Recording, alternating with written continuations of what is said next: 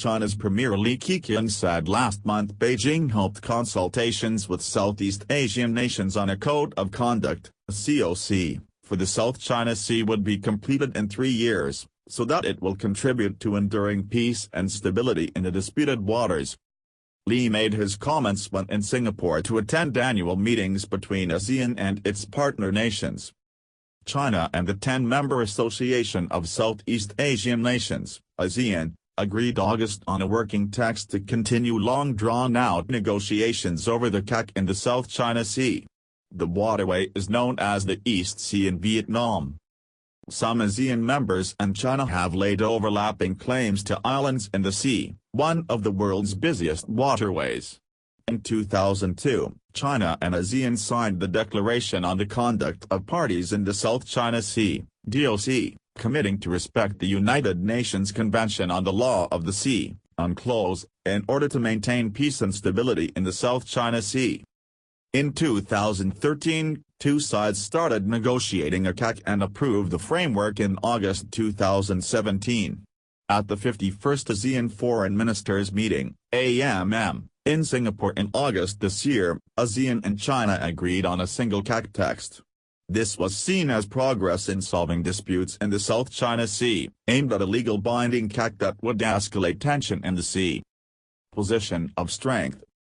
Dr. Maria Orchu-Ost with California State University East Bay told VN Express that China believes it is negotiating from a position of strength. It has established strong economic linkages with individual Southeast Asian countries and ASEAN in general. It has shown that it is willing and capable of using economic levers of power. Orchu-Ost recalled incidents in 2012, when China imposed trade restrictions on Philippine exports, bananas, and later also restricted the travel of Chinese tourists to the country. These steps had strong negative impacts on the Philippines. China has also managed to drive a wedge within ASEAN through Cambodia. Cambodia blocked mention of the South China Sea dispute in the 2012 joint communique.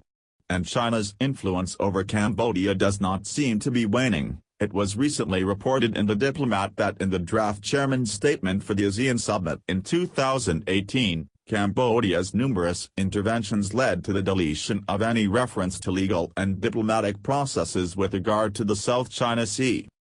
More importantly, Vietnam and the Philippines' proposal to welcome the award by the arbitral tribunal constituted under Annex 7 to the UNCLOS was not included. At sea, China is also the dominant military power in the region as evidenced by its modernization, its occupation of features in the South China Sea, as well as the reclamation of land in the area. So, if needed, China can assert its claim to the occupied areas via coercion. Advantage of China. In short, China has the diplomatic, economic and military advantage over ASEAN countries to prevent provisions in a future CAC that would be inimical to China's interests, said Orchu-Ost, warning that it is highly probable China will be able to prevent ASEAN from taking any joint diplomatic position against it over the single draft negotiating text. She doesn't think the choice of 2021 for CAC is an accident for several reasons. Firstly, a new U.S. president will take office in January 2021, and by that time, the U.S. government's attention will probably be on domestic, rather than international affairs. U.S. presidential elections are scheduled for 2020. Secondly, 2021 is also the end of Rodrigo Duterte's official term as president of the Philippines. Duterte has prioritized improved relations with China over a strong assertion of the International Tribunal's 2016 ruling in favor of the Philippines. A new Philippine president might have very different views from Duterte. A September 2018 survey by the social weather stations showed that 84% of respondents do not agree to giving up on Philippines' claims in the South China Sea and do not agree to allowing China's military buildup and occupation of the area. Thirdly and most importantly, 2021 is the 100th anniversary of the Chinese Communist Party. Since the party has been relying on nationalism for its claim to legitimacy, negotiating a CAC that protects China's interests and raises its international profile will further legitimate the CCP's and Xi Jinping's rule. Easy, cost-free delay. China declared a 3-year timeline for the COC because it is an easy, cost-free way to continue to delay negotiations, said Gregory Poling, director of the Asia Maritime Transparency Initiative and a fellow with the Southeast Asia Program ASEAN, U.S. According to Poling, the single draft negotiating text that China and ASEAN put together earlier this year shows that they haven't even begun discussions on any of the most difficult issues, and Beijing isn't willing to compromise on any of its key points as long as it feels it is winning.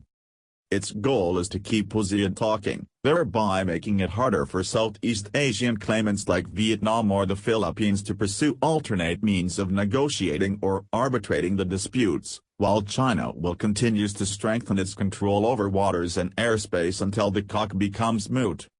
If Beijing doesn't feel like it has control in 3 years, there will just be another delay, Poling predicted. Advice for ASEAN. UNCLOS said ASEAN countries should be very cautious and not let some of their own disagreements be used against them. The bloc should also not allow itself to be bullied to say yes, she said. While it is true that it seems to be a milestone that China is finally moving forward with the COC, we must remember that this progress is based on China's own readiness and being able to position itself in such a way that it can exert strong influence over the process, she noted. Poling felt that outside powers like the United States, Japan, Australia, and the Europeans should do much more to impose costs, economic and diplomatic, on Beijing for its continued bullying and violations of international law. He said, the only way to alter that state of affairs is for the Southeast Asian claimants to coordinate on a stronger stance toward Beijing, establishing their own joint negotiating position and demanding real talks with Beijing. That kind of effort could prove successful in getting the Chinese to come to the table and negotiate a real code of conduct. The video is sponsored by ASEANtronic.com.